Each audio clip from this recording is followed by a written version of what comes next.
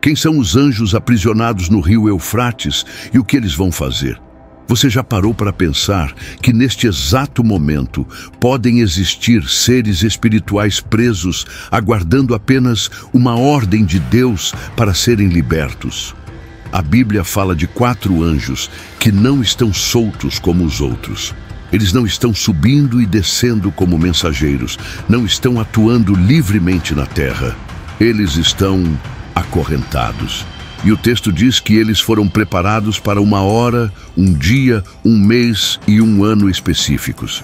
Quando forem soltos, 1/3 da humanidade será atingido por um juízo jamais visto. Isso não é ficção, não é lenda, não é invenção de filme. Está escrito no livro do Apocalipse. Mas quem são esses anjos? Por que Deus os aprisionou? E o que exatamente eles vão fazer quando as correntes forem quebradas?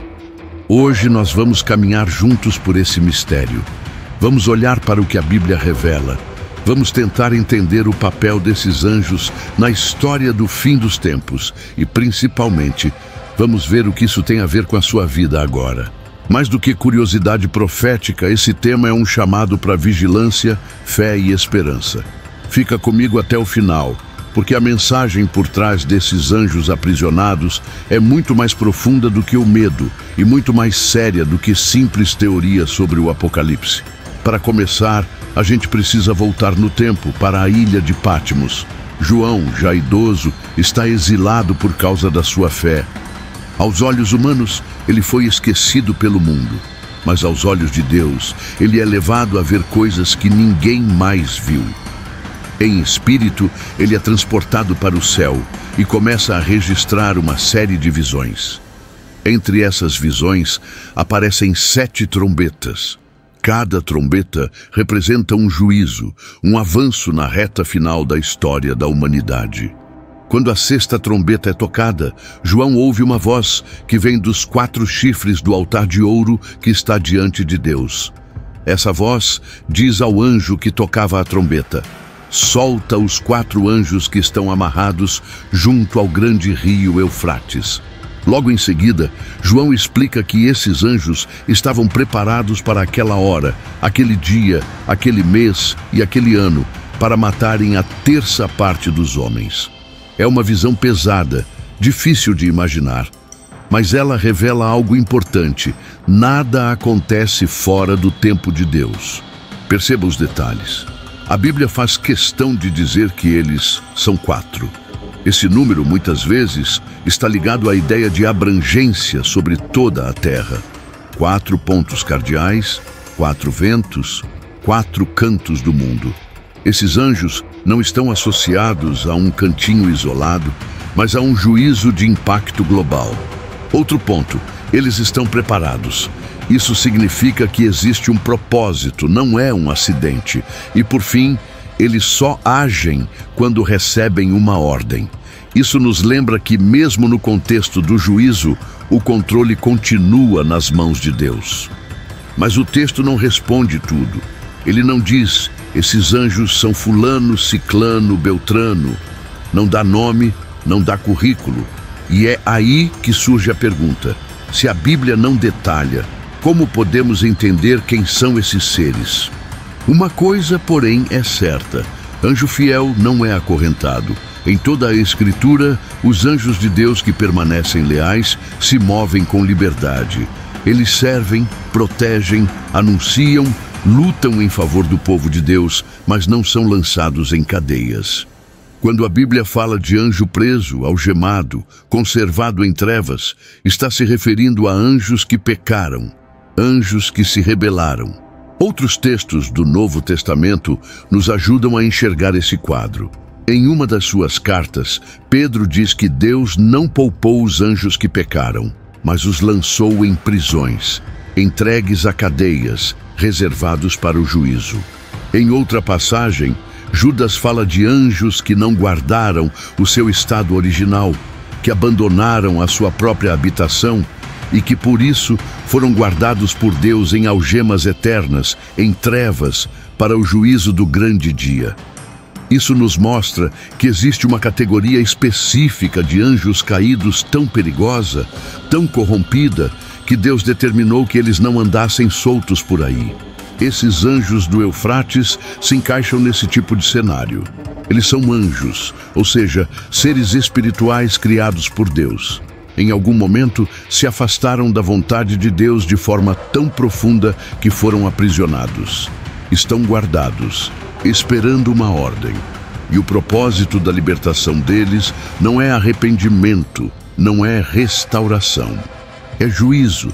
Eles serão soltos para executar uma parte do plano de Deus, de julgamento sobre uma humanidade que, ao longo dos séculos, endureceu o coração, desprezou a graça, zombou da verdade.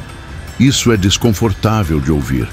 A nossa geração gosta da ideia de um Deus que abençoa, que abraça, que perdoa.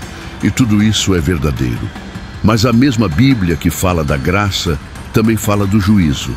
O mesmo Deus que oferece perdão agora é o Deus que, um dia, colocará fim à injustiça, à maldade e ao pecado.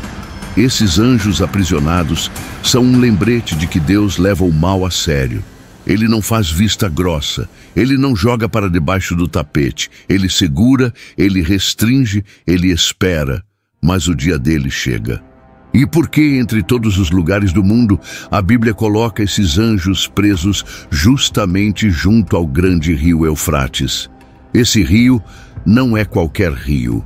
Ele atravessa a história bíblica de ponta a ponta. Em Gênesis, ele aparece na descrição da região do Éden. Depois, é citado como limite da terra prometida a Abraão. Mais adiante, ele se torna o eixo de grandes impérios que se levantaram contra o povo de Deus, como a Assíria e a Babilônia. O Eufrates representou, ao longo dos séculos, uma fronteira geográfica, política e, simbolicamente, espiritual. Quando a palavra fala desses anjos amarrados junto ao grande rio Eufrates, ela aponta para um lugar que mistura geografia e profecia. Ali foi a região onde surgiram culturas que se afastaram profundamente de Deus. Ali foi terreno de idolatria, de orgulho humano, de rebelião organizada. Ali se levantaram poderes que oprimiram o povo de Deus e desafiaram a sua soberania. Em Apocalipse, esse mesmo rio volta a ser citado quando suas águas se secam para preparar o caminho dos reis que marcham para uma grande batalha. Tudo isso mostra que o Eufrates é mais do que um ponto no mapa. É um símbolo de um limite estabelecido por Deus. É como se o Eufrates fosse um grande cadeado profético, um limite invisível, onde Deus diz: até aqui o mal pode chegar, daqui não passa, até que eu mesmo abra essa porta. Enquanto a ordem de soltar não é dada, esses anjos continuam presos. A região que um dia foi palco de tanta rebeldia, agora se torna, na visão de João, o lugar onde certas forças espirituais perigosas estão contidas. Isso já nos ensina algo importante. O mal é poderoso, mas é limitado. Ele não decide quando entra em cena, ele espera o comando. E aqui surge outra pergunta que muita gente se faz. Esses anjos já foram soltos? Estamos vivendo esse momento agora? Quando olhamos para o mundo à nossa volta, guerras, violência, crises, instabilidade, o valor da vida sendo desprezado, é natural que alguns pensem: só pode ser o apocalipse acontecendo na nossa frente. A Bíblia, porém, não nos guia a viver na ansiedade de ficar marcando no calendário o dia exato de cada profecia. Ela nos mostra direções, sinais, princípios. O cenário da soltura desses anjos, em Apocalipse, está ligado a uma sequência específica de juízos, a um contexto de grande tribulação em escala mundial, a um conjunto de eventos que apontam para a fase final da história, antes da manifestação plena de Cristo como Rei. Alguns estudiosos veem esse momento como algo ainda completamente futuro. Outros enxergam certos movimentos na história como prenúncios, pequenas amostras do que ainda virá. Mas todos nós precisamos lembrar de uma coisa: o relógio não está na nossa mão, está na mão de Deus. Enquanto Ele não dá a ordem, esses anjos permanecem onde estão. Isso significa que, por mais assustadores que alguns acontecimentos sejam, nada é sinal de que o mundo saiu do controle. A Bíblia não nos chama a viver com um mapa profético na parede, ligando pontos como se fosse um jogo de adivinhação. Ela nos chama a viver preparados. Jesus não mandou ninguém descobrir o dia e a hora. Ele mandou vigiar, estar sóbrio, manter a fé, perseverar até o fim. Quando esses anjos forem soltos, a missão deles será terrível. O texto de Apocalipse aponta para a morte, destruição, engano em larga escala. Eles darão impulso a um período de intensificação do mal, de conflito, de colapso de estruturas. Mas ainda assim, não serão donos da situação, vão agir dentro de limites.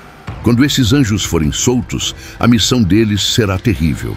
O texto de Apocalipse aponta para a morte, destruição, engano em larga escala. Eles darão impulso a um período de intensificação do mal, de conflito, de colapso de estruturas. Mas ainda assim, não serão donos da situação, vão agir dentro de limites. Eles não podem se adiantar ao tempo de Deus, não podem ir além da medida que Deus determinou, não podem tocar naqueles que o Senhor decidir guardar. Até mesmo o juízo é administrado por Deus. Isso expõe uma verdade que muita gente esquece. Satanás e seus anjos caídos não são o oposto perfeito de Deus. Não existem dois deuses brigando, um do bem e um do mal. Existe um único Deus soberano. O diabo e seus anjos são criaturas. Rebeldes, sim. Perigosas, sim. Mas criaturas. Eles não estão no mesmo nível. Eles não decidem o fim da história. Eles não escrevem o capítulo final. Até a rebelião deles, Deus consegue usar como parte de um plano maior de justiça e restauração. Esses anjos aprisionados, então, não servem apenas para alimentar curiosidade. Eles nos lembram que há uma dimensão espiritual em andamento, que há batalhas que a gente não enxerga, que há correntes invisíveis segurando forças que nós não suportaríamos ver soltas agora. E nos lembram também que o tempo da paciência de Deus não é infinito. Ele está contendo, adiando, suportando, chamando ao arrependimento. Mas haverá um momento em que Ele dirá: basta. E o que tudo isso tem a ver com a sua vida, com o seu dia a dia, com as suas lutas de hoje? Mais do que você imagina. Primeiro, essa profecia nos lembra que a história não é um ciclo sem sentido. O mundo não está girando em círculo, nem caminhando para o acaso. Existe um início, existe um processo e existe um fim já conhecido por Deus. Saber disso muda a forma como a gente olha para o sofrimento. Nenhuma dor é eterna, nenhuma injustiça fica sem resposta. Nada do que parece triunfar contra Deus hoje terá a palavra final. Segundo, essa imagem dos anjos presos nos lembra que o mal tem limites. Talvez você sinta que as trevas estão avançando na sua casa, no seu relacionamento, na sua mente. Talvez você olhe para as notícias e pense que não há mais esperança. Mas do mesmo jeito que Deus colocou correntes espirituais no Eufrates, Ele também colocou limites naquilo que o inimigo pode fazer contra a sua vida. Se você pertence a Cristo, a sua história não é escrita pelas trevas. Existe um até aqui colocado por Deus. Existe um não tocarás sobre a sua alma. Terceiro, essa profecia é um chamado à vigilância. Se existe um dia em que juízos tão intensos virão sobre a terra, como devemos viver hoje? De forma distraída, como se nada estivesse em jogo, brincando com o pecado, alimentando coisas que sabemos que não agradam a Deus? Ou com um coração desperto, buscando santidade, levando a sério o evangelho que ouvimos tantas vezes? O tempo desses anjos ainda não chegou, mas o tempo da decisão é agora. Então a grande pergunta não é quando exatamente esses anjos serão soltos, mas sim, como eu estou vivendo enquanto eles ainda estão presos? Eu estou tratando a minha fé com seriedade? Estou nutrindo meu relacionamento com Deus? Ou estou vivendo no automático, como se tudo isso fosse apenas teoria? Se esse estudo falou com você, se abriu a sua visão para a realidade espiritual que a Bíblia revela, eu quero te incentivar a responder de forma prática. Busque a Deus em oração. Peça a Ele que te desperte do sono espiritual, que fortaleça a sua fé, que te ajude a cortar o que te afasta dele. Volte à palavra com mais fome, não para colecionar mistérios, mas para conhecer o coração do Senhor. Se você ainda não é inscrito no canal, se inscreve e ativa as notificações para continuar recebendo estudos como este, cheios de Bíblia, de reflexão e de esperança. Que o Senhor te abençoe, te guarde e te mantenha firme, não com medo do futuro, mas com confiança naquele que já está no fim da história, esperando por nós. E que enquanto os anjos do Eufrates aguardam o seu momento, você escolha viver o seu momento com Deus de todo o coração. Até o próximo vídeo.